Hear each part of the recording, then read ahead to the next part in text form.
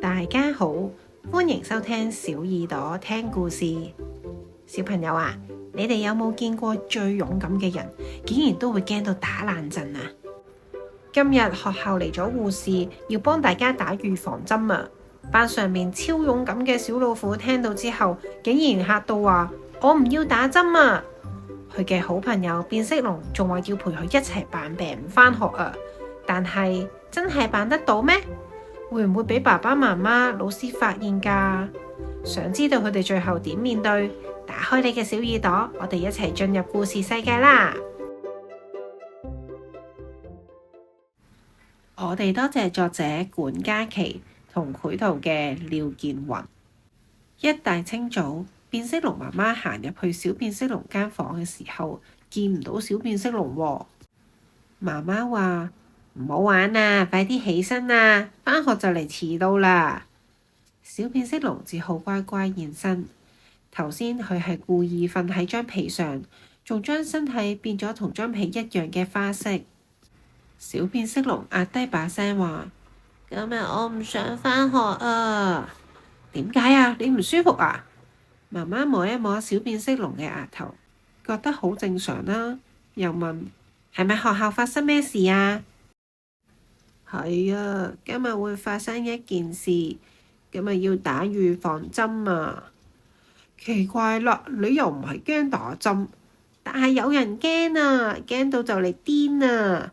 小變色龍指嘅係佢嘅好朋友小老虎啊！琴日喺放學返屋企嘅路上，小老虎愁眉苦臉咁話：聽日我唔想返學啊！點解啊？小變色龍咁樣問。因為聽日要打預防針啊，我唔要打針啊！吓？你驚打針㗎？小花豹簡直唔敢相信啊！小老虎一直都係班上面最得戚嘅小朋友，每一個人，包括小變色龍在內，都以為小老虎係天不怕地不怕。點知呢個係我個秘密嚟㗎，你唔好話俾人聽啊！我真係好驚打針㗎，聽日我一定要扮病啊！琴晚一直到瞓覺之前，小變色龍仲喺度為好朋友擔心。佢擔心第二日如果淨係得小老虎冇返學，會唔會太明顯呢？大家會唔會好快就估到佢係驚打針所以唔返學㗎？所以小變色龍決定佢都要扮病啊，陪好朋友一齊匿喺屋企，咁樣大家就唔會懷疑啦。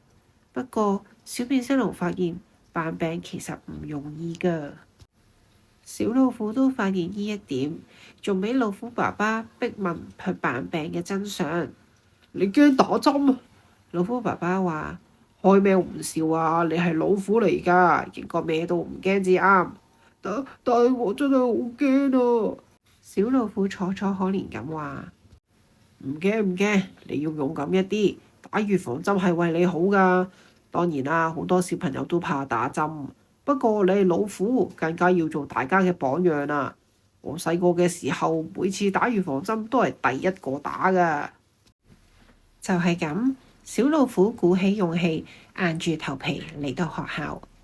喺學校門口，小老虎父子遇到小變色龍同埋佢媽媽。太好啦，你嚟咗啊！小變色龍話：我同你講啦，你驚係好正常㗎。當年你爸爸細個嗰時都好驚打針㗎。小變色龍繼續講：聽我媽媽講啊，以前呢，每次學校要打預防針，你爸爸就會匿埋，連老師都要發動全班小朋友去森林揾佢啊！小老虎一聽好愕然啊，而老虎爸爸就呆咗。變色龍媽媽呢，都好唔好意思，全身紅晒啊！佢細個嘅時候同老虎爸爸真係同學嚟㗎，所以頭先小變色龍講嘅係真事嚟㗎。只係小變色龍唔應該咁大聲，同埋喺老虎爸爸面前講啊！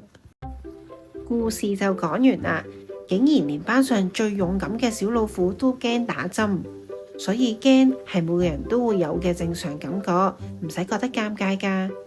反而我好欣賞小老虎啊，就算驚佢都肯去面對，願意去試下，呢個先至係真正嘅勇敢。